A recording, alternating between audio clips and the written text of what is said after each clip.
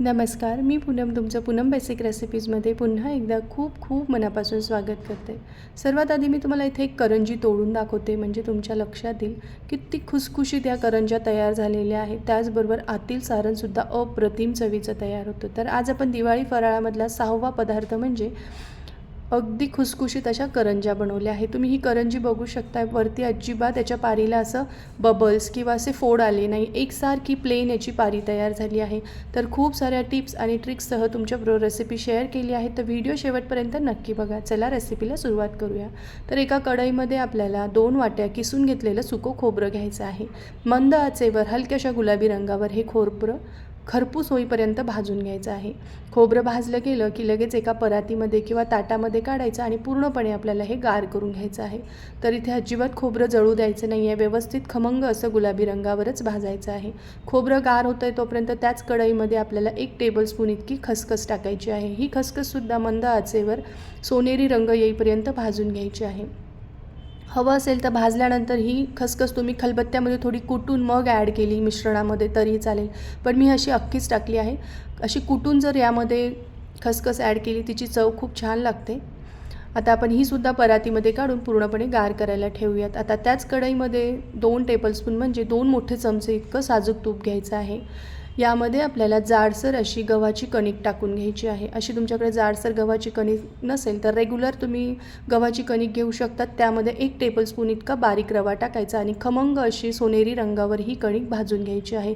अशा प्रकारे कणिक यामध्ये टाकली की याची चव खूप छान लागते आणि हे सारण मिळून येतं. तुम्हाला अशी गव्हाची कणिक टाकायची नसेल तर तुम्ही फक्त सुक्या खोबऱ्याचा वापर करून ह्या करंज्या बनवल्या तरीही चालेल, किंवा मग तुम्ही यामध्ये 100 ग्रॅम खवासुद्धा ॲड करू शकतात.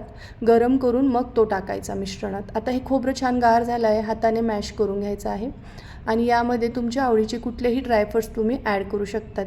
तर मी इथे काजू बदामाची पावडर ती ॲड केली आहे. तर हा तोच मसाला आहे जो आपण कोजागिरी पौर्णिमेच्या दुधासाठी बनवलेला होता.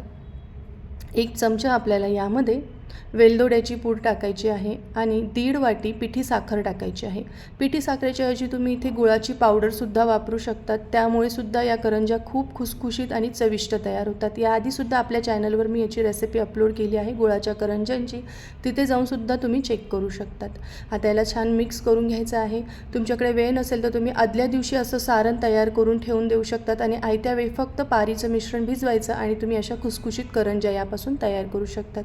तर आपलं सारण रेडी झालेलं आहे. आता परातीमध्ये आपल्याला 1.5 वाटी मैदा घ्यायचा आहे आणि यामध्ये आता 1 वाटी इतका आपल्याला बारीक रवा टाकायचा आहे, ज्याला चिरोटी रवा किंवा 0 साईजचा रवासुद्धा म्हटलं जातं. त्याचबरोबर चिमूटभर आपल्याला यामध्ये मीठ टाकायचं आहे. सर्व मीठ यामध्ये व्यवस्थित मिक्स करायचं. आता आपण तेलाचा मोहन देणार आहोत, तर 5 टेबलस्पून इतकं कडकडीत असं गरम करून घ्यायचं आहे तेल आपल्याला. तुमच्याकडे असं मेजरिंग स्पून नसेल तर तुम्ही घरातील एखादा मोठा चमचा या प्रमाणासाठी सेट करू शकतात. तुम्ही बघू शकता अगदी गरम हे तेल तयार झालेलं आहे.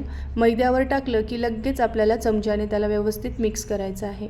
चमच्याने सुरुवातीला मिक्स करा, कारण खूप तेल गरम आहे, हाताला चटका बसू शकतो. थोडंसं कोमट झालं मिश्रण की या मैद्याला हे तेल व्यवस्थित असं हाताने चोळून घ्यायचं आहे. आता थोडं थोडं करत पाणी टाकायचं आहे आणि याची आपल्याला घट्टसर अशी कणिक मळून घ्यायची आहे. तर खूप घट्टही करू नका आणि खूप सैलसरही करू नका, मध्यम असा याचा गोळा आपल्याला मळून घ्यायचा आहे, कारण यामध्ये आपण रवा टाकला आहे. हा रवा नंतर खूप फुलतो आणि अजूनच ही कणिक घट्ट होते.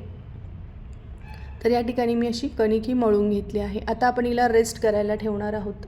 साधारण तुमच्याकडे जास्त वेळ असेल तर 3 ते 4 तासासाठी हे पीठ तुम्ही भिजवत ठेवलं, मुरत ठेवलं तरीही चालेल. अर्धा कप मला साधारण या ठिकाणी पाणी लागलेलं आहे.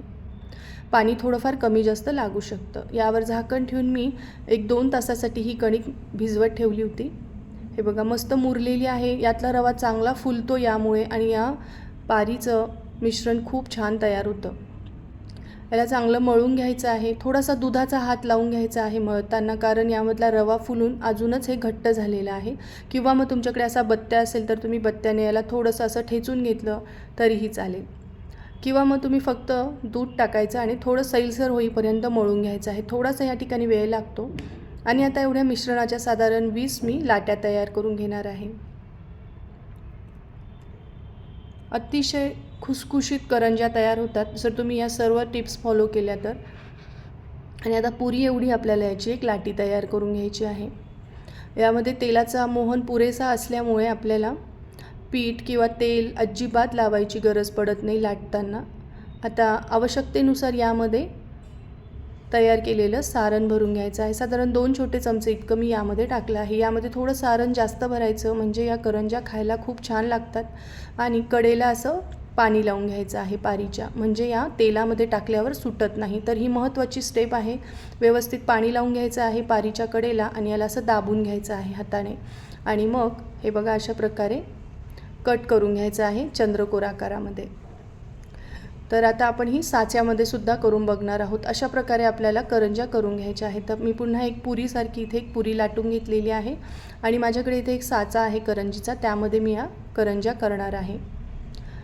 खूप छान या करंज्या लागतात आणि खूप दिवस टिकतात. त्याचबरोबर यामध्ये सुका सगळा आपण मसाला वापरला आहे त्यामुळे अजिबात खराब होत नाही.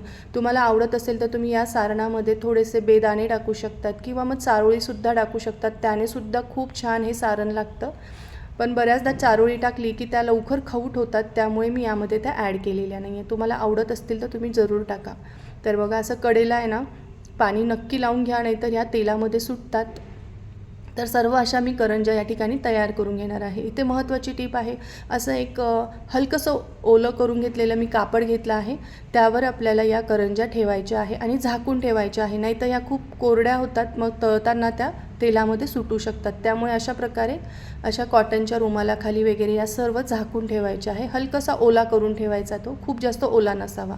आता बघा तेलाचं टेम्परेचर खूप महत्त्वाचं आहे. हलकंसं असं तेल मी गरम करून घेतलं आहे. एक गोळा टाकला आहे मी मैद्याचा, अगदी हलवारपणे तो वरती आलेला आहे, इतपतच तो गरम आहे. आता यामध्ये आपण या करंज्या टाकून घ्यायच्या आहे आणि गॅसची फ्लेम पूर्णपणे लो करायची आहे.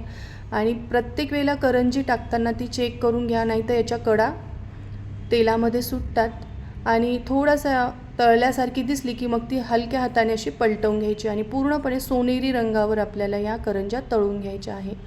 अशा प्रकारे गॅसच्या फ्लेमवर जर तुम्ही मंद आचेवर या करंज्या तळल्या तर याला अजिबात वरती बबल्स येत नाही, एकसारख्या या तयार होतात. तर बघा आता आपली ही करंजीची पहिली बॅच रेडी झाली आहे. आता बसतील इतक्या करंज्या टाकायच्या आहे. तर बघा मी या तेलामध्ये 3 करंज्या टाकलेल्या आहे.